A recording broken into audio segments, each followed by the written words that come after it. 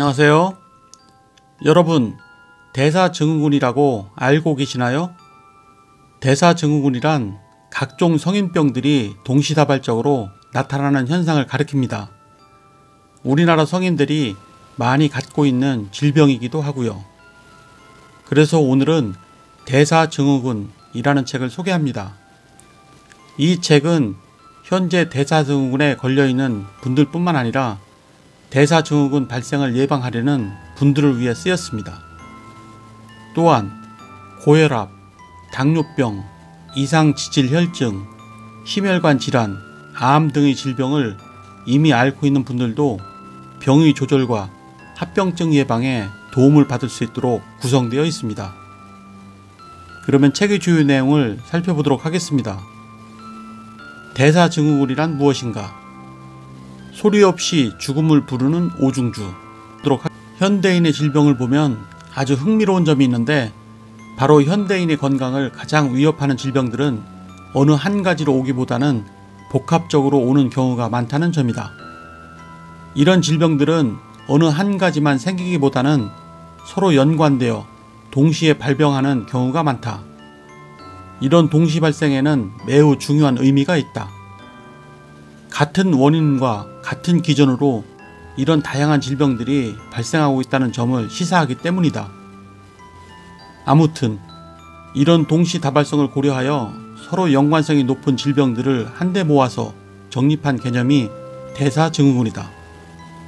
복부 비만, 혈압 상승, 고중성 지방혈증, 저 HDL, 콜레스테롤 혈증, 혈당 상승의 5가지 증상 중 3개 이상에 해당되는 경우를 대사증후군으로 진단한다.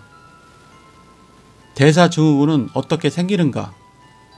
비대해진 지방세포가 인슐린 저항성을 악화시키는 메커니즘. 우리 체내에서 대사 반응을 조절하는데 중요한 역할을 하는 장기로는 지방 조직, 근육, 간이 있다. 이들 장기는 인슐린이라는 물질에 반응하여 다양한 체내 대사 반응을 조절하는 역할을 한다. 우리 몸이 뚱뚱해지거나 운동 부족, 과도한 지방 섭취 등을 지속적으로 하게 되면 그 결과로 이들 장기가 인슐린에 반응하는 능력이 떨어지게 된다. 이로 인해 대사증후군이 발생하고 당뇨병 등 관련 질병이 발생하게 된다. 이처럼 인슐린에 대한 반응 능력이 떨어진 상태를 인슐린 저항성이 생겼다고 하는데, 인슐린 저항성은 대사증후군을 일으키는 주요 원인일 뿐 아니라 오랜 기간 지속되면 당뇨병, 이상지질혈증, 심혈관 질환, 심지어는 암을 유발하는 것으로 나타났다.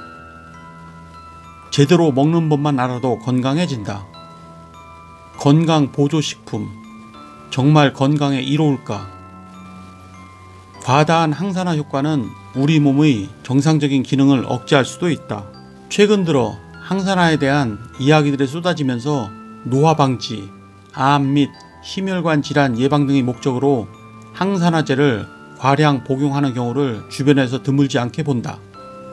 체내에서 활성산소들이 이런 질병들의 위험과 노화에 나쁜 영향을 끼치는 것은 사실이지만, 거꾸로 우리 면역 반응 등에서는 훌륭하게 우리 몸을 지켜주는 역할을 해주고 있다.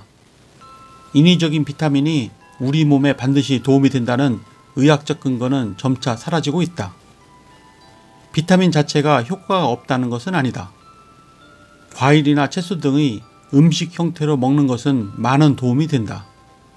단지 이를 인위적으로 특정 성분만 강조해 먹는 것은 별 도움이 되지 않는다. 3대 영양소의 균형 잡기. 우리 몸은 항상 탄수화물을 필요로 한다는 것을 명심해야 한다. 우리 몸의 생존을 위해 매우 필수적인 몇몇 장기는 항상 탄수화물을 필요로 한다. 가장 대표적인 것이 우리의 뇌다. 뇌는 지방이나 단백질을 직접적인 에너지원으로 활용하지 못한다. 탄수화물 섭취가 부족하게 되면 대신 우리 몸은 단백질을 분해해 탄수화물 비슷한 물질을 만들어 공급한다. 이른바 케톤체라는 물질이 그것이다. 지속적인 탄수화물 공급이 제한되면 우리 뇌는 생존과 기능 유지를 위해 단백질을 소모해서 케톤체를 만들게 되는데 이로 인해 체지방보다는 근육 소실이 주로 일어나게 된다. 영양소 중에 탄수화물과 지방은 서로 시소 관계에 있다. 시소 현상이라고도 하는데 시소를 탈 때 한쪽이 아래로 기울면 다른 한쪽이 위로 올라가듯이 탄수화물 섭취를 줄이면 칼로리를 맞추기 위해 지방 섭취가 늘어나고 반대로 지방을 줄이면 탄수화물이 늘어나는 것을 말한다. 탄수화물을 무분별하게 줄이면 이를 보상하기 위해 섭취 음식 속에 지방이 증가하게 되어 이상 지질 혈증이 생길 수 있다. 반대로 고탄수화물식은 인슐린 분비를 증가시키고 결국 인슐린 저항성과 고중성 지방 혈증 등 다양한 대사 이상 반응을 유발할 수 있다. 따라서 탄수화물을 하루 섭취하는 총 칼로리의 50-60% 정도로 유지하는 것이 합리적이다. 또한 탄수화물 공급원으로는 현미, 통밀 등과 같이 식이섬유소, 비타민과 무기질이 많이 함유된 복합당질로 섭취하는 것이 유리하다. 설탕, 과당 같은 단순당은 섭취량을 줄이는 것이 현명하다. 몸을 살리는 지방, 몸을 해치는 지방, 트랜스 지방과 포화 지방, 우리 몸을 해치는 지방들. 트랜스 지방은 튀김, 빵, 도넛, 과자, 피자, 크래커 같은 다양한 식품의 조리 과정에 첨가되어 고열량으로 비만의 위험을 높인다. 더 심각한 것은 우리 혈관에 해로운 LDL 콜레스테롤을 높이고 이로운 HDL 콜레스테롤을 감소시켜 결국 심혈관 질환의 위험을 높인다는 점이다. 세계보건기구에서는 하루 섭취 열량 2000kcal 기준으로 2.2g을 넘지 않도록 권고하고 있다. 트랜스 지방을 집중 규제하니 포화 지방의 사용이 늘어났다. 포화 지방은 주로 고기류의 지방질, 유제품, 코코넛이나 팜유 등을 통해 섭취하게 된다. 포화 지방도 트랜스 지방과 마찬가지로 심혈관 질환의 위험을 높인다. 주로 혈관에 해로운 총 콜레스테롤과 LDL 콜레스테롤을 높여 문제를 일으킨다. 오메가3는 만병통치약? 오메가3 지방산은 과연 건강에 좋을까? 결론부터 먼저 이야기하면 적절히 먹을 때는 그렇다이다. 오메가3 지방산은 피 속 중성지방의 농도를 낮추어주고 피가 응고되어 생기는 혈전의 형성을 줄여주며 혈압 감소에도 어느 정도 효과가 있다고 보고되는 등 다양한 긍정적인 효과가 밝혀졌다. 오메가3 지방산은 심혈관 질환에 도움을 주고 대사 증후군으로 인한 합병증을 줄이는데 도움을 주는 것으로 여러 임상 연구 결과들을 통해 밝혀지고 있다. 오메가3는 또한 기타 면역기능 개선, 우울증 개선, 정신분열증 개선, 염증 반응 완화, 암 환자 증상 개선 등의 효과가 있다고 보고되고 있지만 아직 더 검증이 필요한 상태다. 하지만 오메가3는 만병통치약이 아니다. 오히려 과량 복용 시에는 주의가 필요하다. 오메가3 제품을 하루 3g 이상 복용하면 여러 부작용의 위험이 높아진다. 먼저 출혈의 위험이 높아진다. 아스피린과 같은 제품과 같이 먹었을 때는 쉽게 멍이 들고 상처가 생기거나 수술을 할 때 지혈이 잘 되지 않아 여러가지 문제를 일으킬 수 있다. 또한 이상 지질 혈증이나 당뇨병이 있는 사람들의 콜레스테롤이나 혈당 조절을 어렵게 한다.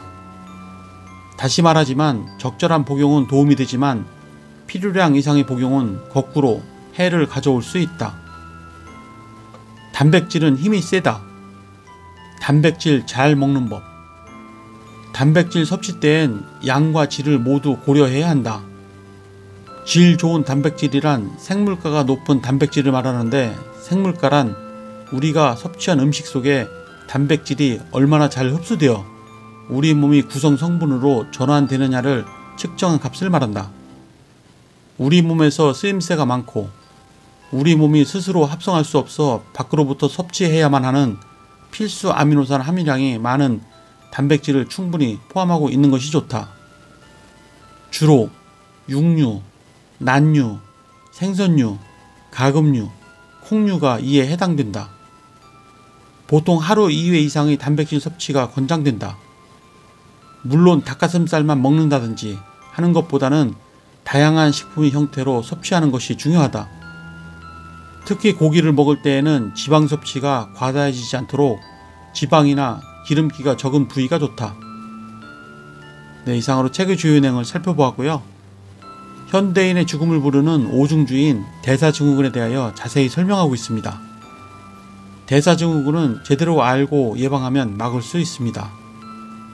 대사증후군의 예방과 원인에 대하여 이해하는 데 도움이 되셨다면 구독과 좋아요 부탁드립니다.